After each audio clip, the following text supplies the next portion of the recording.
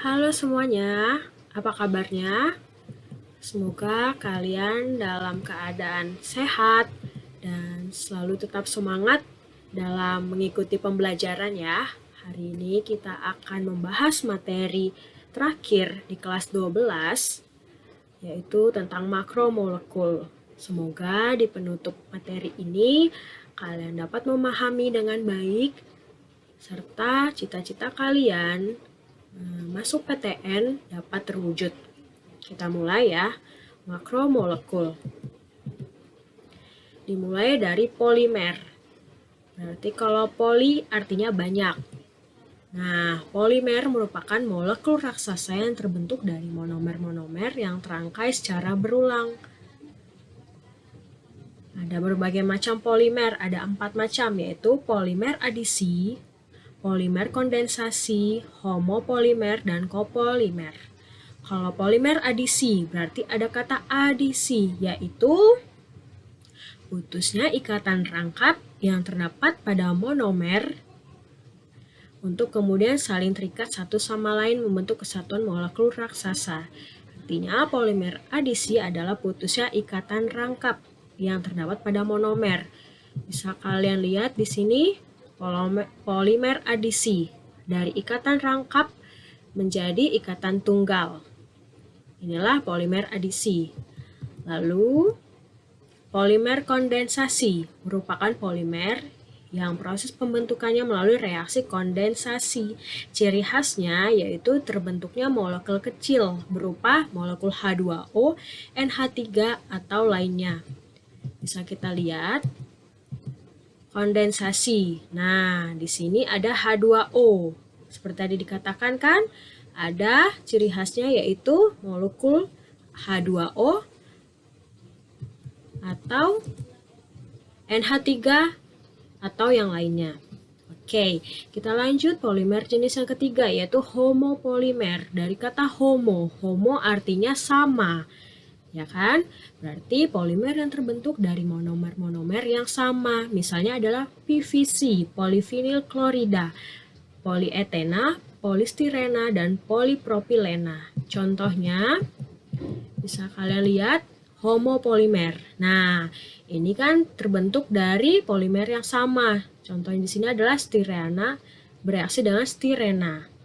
Oke, membentuk menjadi polistirena. Jadi homopolimer adalah polimernya yang sama bereaksi. Dan yang terakhir adalah copolimer. Polimer yang terbentuk dari monomer yang berbeda. Berarti lawannya dari homopolimer. Oke, contoh copolimer adalah nilon 6,6, Kevlar, dan bakelit. Coba kita lihat di sini. Nah, beda kan dengan homopolimer? Kalau homopolimer, polimernya sama-sama stirena. Kalau copolimer ini, reaksi polimernya berbeda, yaitu 1,6 diaminoheksana dengan reaksi asam adipat, membentuk yang namanya nilon 6,6 tambah H2O.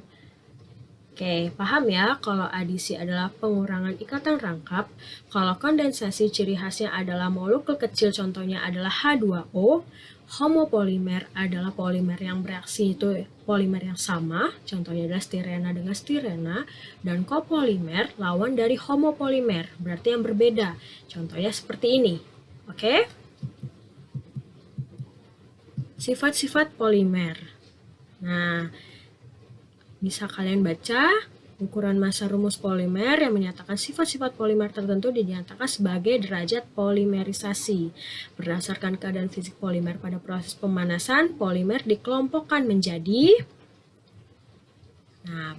berdasarkan proses pemanasan. Berarti ada kata panas, termo. Yaitu nih polimernya ada termoplastik, termosetting, dan elastomer. Kalau termoplastik adalah polimer yang melunak pada proses pemanasan. Misalnya PVC, polietilena, dan bakelit. Termosetting, polimer yang jika dipanaskan akan mengeras. Misalnya melamin, polimetanol, dan selulosa. Dan elastomer adalah polimer yang mempunyai sifat elastis. Misalnya karet, berarti elastomer dari kata elastis. Termosetting itu polimer yang dipanaskan akan mengeras. Dan termoplastik polimer yang melunak. Berarti kebalikannya dari termosetting. Kalau termoplastik melunak karena pemanasan, kalau termosetting dipanaskan menjadi keras. Oke? Nah, ini bisa kalian lihat beberapa contoh polimer alam serta kegunaannya. Ada selulosa, amilum, glikogen, dan protein. Oke? Ini juga harus kalian tahu kegunaan-kegunaannya, karena bisa juga keluar nanti dalam soal. Kita lanjut. Beberapa contoh polimer sintesis dan kegunaannya. Ada polietena, polipropilena, teflon, dan PVC. Harus kalian lihat ya, yang tadi kita sudah pelajari.